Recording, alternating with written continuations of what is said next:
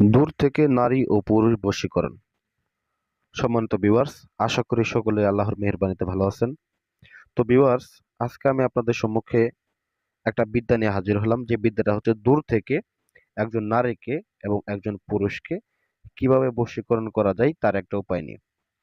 তো আজকে যে বিদ্যাটা আমি আপনাদেরকে দিচ্ছি, এটা একটা খাস কুফরি, একদম ইহুদি কুফরি ল্যাংটা বশীকরণ চালান।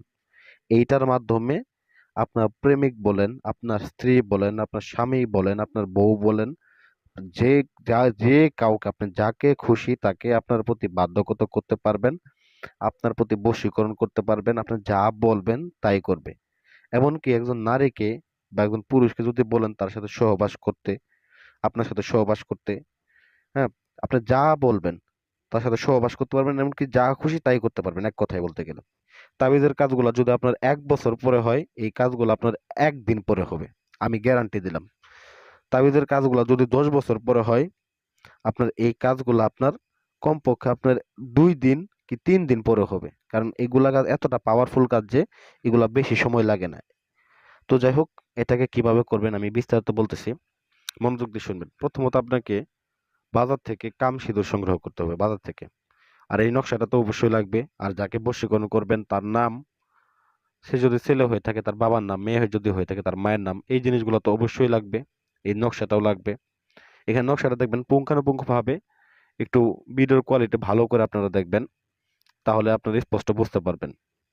আমি যা যা লিখেছি, যেভাবে অঙ্কন করেছি, ঠিক একই রকম ভাবে আপনারা অঙ্কন করবেন। বাজার থেকে ভুজ পেপার কিনবেন, কাম সিঁদুর কিনবেন, গোচনা কিনবেন। গোচনা আর হচ্ছে কাম সিঁদুর মিশ্রিত করে কালি বানাবেন। কালি বানানোর পরে এখানে দেখেন একটা মাটির আমি পুতুল নিয়েছি। এই পুতুলটার গায়ের ভিতরে আপনি ওই যাকে বশীকরণ করবেন তার নামটা লিখবেন। শুধুমাত্র তার নাম মনে রাখতে হবে। এটা সেই পুতুলটা, যে পুতুলটা আপনি বাধ্যগত করতে চাইতেছেন, যাকে আপনি বাধ্যগত করতে চাইতেছেন, এই সেই পুতুল। তো যাই হোক, পরিশেষে আপনি এই নকশাটাকে ভুজ পেপারের উপরে অঙ্কন করবেন। অঙ্কন করে 3টা নকশা অঙ্কন করবেন। 3টা নকশা অঙ্কন করে নামগুলা লিখে নেবেন। আপনার নাম, আপনি যদি ছেলে হন আপনার বাবার নাম, আপনি যদি মেয়ে হন আপনার মায়ের নাম, ওই ছেলের নাম বা ওই মেয়ের নাম যাকে বশীকরণ করবেন, এগুলা লিখে 3টা ভুজ পেপারের ভিতরে লিখে প্রথমত 3টা তাবিজের মধ্যে ভরবেন। 3টা তাবিজের মধ্যে ভরে এটাকে প্রথমত একটা পুতুলের গলার মধ্যে বাঁধবেন। একদম লাল সুতো দিয়ে পুতুলের গলার মধ্যে বেঁধে দিবেন একটাকে। বেঁধে দেওয়ার পরে আর বাকি যে 2টা থাকবে, এই 2টাকে নিয়ে আপনি সরাসরি চলে যাবেন শ্মশান ঘাটিতে। শ্মশান ঘাটিতে গিয়ে আপনি দেখতে পারবেন ছোট বাচ্চাদের মাটি দেওয়া হয়েছে। হিন্দু ছোট বাচ্চা মাটি দেওয়া হয়েছে, ওই কবরে দিবেন, কোনো মুসলমানের কবরে না, হিন্দুদের কবরে দিবেন।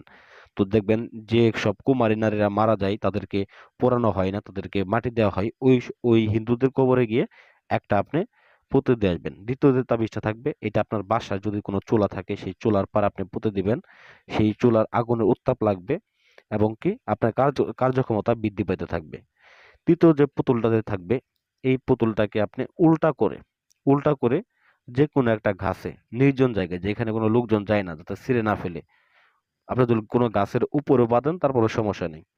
তো এটাকে একটা গাছের উপরে উল্টা করে পায়ের মধ্যে বেঁধে, শক্ত করে লাল সুতো দিয়ে বেঁধে উপরে টানিয়ে দিবেন, যাতে করে এটা ঝুলতে থাকে। তো বেশি সময় লাগবে না, ইনশাল্লাহ 3 দিনের মধ্যে আপনার ফলাফল পেয়ে যাবেন। ওই নারী অথবা ওই পুরুষ যে জায়গায় থাকুক, যে অবস্থায় থাকুক, আপনার প্রতি একেবারে বাধ্যগত হয়ে যান। সেক্ষেত্রে দেখবেন এটার ফলাফল আরো তাড়াতাড়ি পাবেন, আর ভালোভাবে পাবেন। তো যাই হোক ভিউয়ার্স, আশা করি ভিডিওটা ভালো লাগবে। ভালো লাগলে অবশ্যই লাইক করবেন এবং চ্যানেলটাকে সাবস্ক্রাইব করতে ভুলে যাবেন না। আসসালামু আলাইকুম ওয়া রাহমাতুল্লাহি ওয়া বারাকাতুহু।